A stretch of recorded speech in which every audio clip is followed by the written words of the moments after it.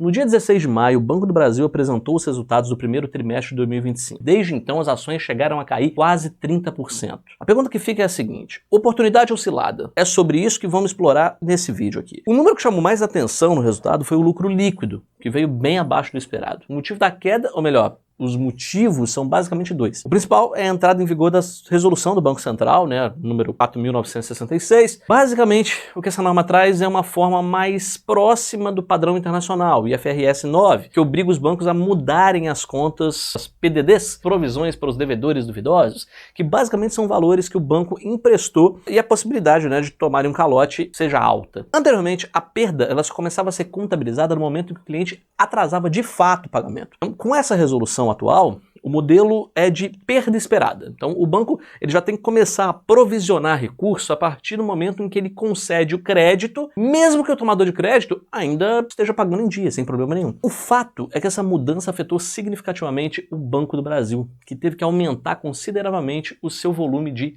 provisões. Segundo ponto, em nome e sobrenome, inadimplência do agronegócio. O banco ele se mantém como o principal agente financeiro do agronegócio do país, conforme os dados do Banco Central, e em março de 2025 o BB detinha pouco mais de 50% da participação nos financiamentos destinados para esse setor. Nos créditos direto ao produtor rural, a participação de mercado é de 56%. A carteira de crédito do agronegócio representa 400 bilhões de reais e o setor está passando por um ciclo de inadimplência acima da média histórica. A inadimplência, que historicamente se mantinha abaixo de 1,5% ao ano nesse segmento, ela tem se mostrado persistentemente elevada e já se aproxima de 3% agora. Então, esse contexto ele ainda foi mais agravado, ainda é mais agravado, pelas recuperações judiciais que os produtores rurais vêm apresentando. A carteira, como um todo, ela cresceu 9% em 12 meses. Nos 9 meses do Plano Safra, né, de julho de 24 a março de 25, o Banco do Brasil ele desembolsou 152,5 bilhões de reais em créditos ao agronegócio, além de 22,2 bilhões destinados à cadeia de valor do setor. Então, dessa forma, uma visão global, o total desembolsado entre crédito atingiu 174,5 bi de reais. O impacto dessa inadimplência toda, além de um forte aumento de provisões concentrada, principalmente no agronegócio, passando de 3 bilhões de reais, né, no quarto trimestre de 2024 para 5 no primeiro de 2025, foi uma suspensão do guidance para 2025. Um fato relevante, divulgado em 15 de maio, o Banco do Brasil decidiu pela suspensão das projeções corporativas para linhas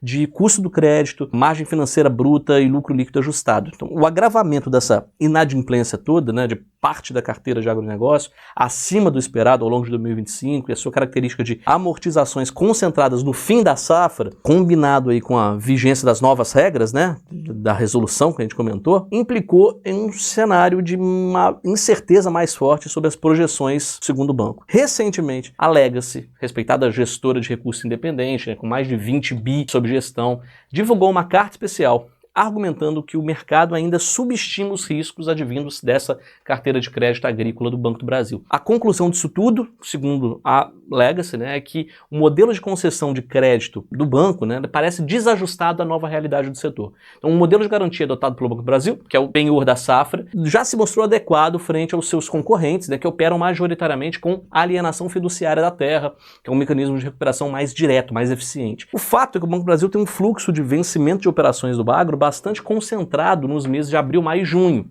em função aí do fim da safra. Numa teleconferência, o Felipe Prince, né, que é vice-presidente de controles internos e gestão de risco, ele argumentou que tem observado um processo de atraso, né, nesses pagamentos, inclusive que já pode ser observado nos índices de inadimplência curta, ou seja, o segundo trimestre ainda vai ser mais pressionado. A inadimplência de curto prazo no setor ela dobrou em maio em relação a março, e se a tendência no último trimestre se mantiver, com o Banco do Brasil sendo de longe o maior impactado, né, os resultados do segundo tri devem mostrar uma deterioração mais relevante. Além disso, o banco tem como acionista controladora a União, né, que detém 50% do capital, enquanto 49,6% são de ações livres, né, em circulação. O restante das ações está em tesouraria, né. Ponto de atenção é o seguinte: o governo precisa de novas fontes de receita e pretende pressionar as estatais por maiores dividendos, né, para fechar a conta em 2025. Então o banco ele corre um risco de ficar descapitalizado em um momento de provisão acelerada da carteira agro. Então, a retirada de guidance para 2025, né, o crescimento expressivo da carteira agro, um fluxo de vencimento de operações de agro bastante concentrado nesse segundo trimestre, né,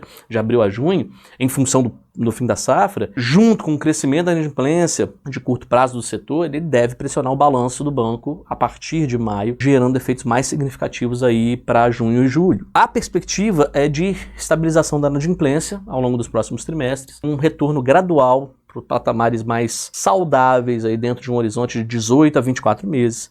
O fato é que o Banco do Brasil atravessa um momento de pressão sobre seus resultados, especialmente no que se refere ao crédito agropecuário, aumentando a percepção de risco do curto prazo, podendo contribuir para alguma volatilidade nas ações. Diante disso tudo, que foi exposto, fica o questionamento. O valuation atual, ele já embute boa parte das preocupações de curto prazo, ou ele pode simplesmente ser uma armadilha? Bora comparar com pares do setor? Você pode ver que, em termos de preço, é sem dúvida o banco mais barato. O preço sobre o lucro é de R$ 5,9, além de ser negociado abaixo do seu valor patrimonial e ter o maior dividend yield. O ponto é, se você deseja ter alguma posição no setor bancário e tem um perfil de menor risco, a gente acredita que o Itaú talvez fosse a escolha mais óbvia. Agora, se você pretende ter ações do Banco do Brasil e tolera um pouco mais de volatilidade no curto prazo, a compra em tranches é o que pode fazer mais sentido para você. Então estabelece um percentual de alocação e vai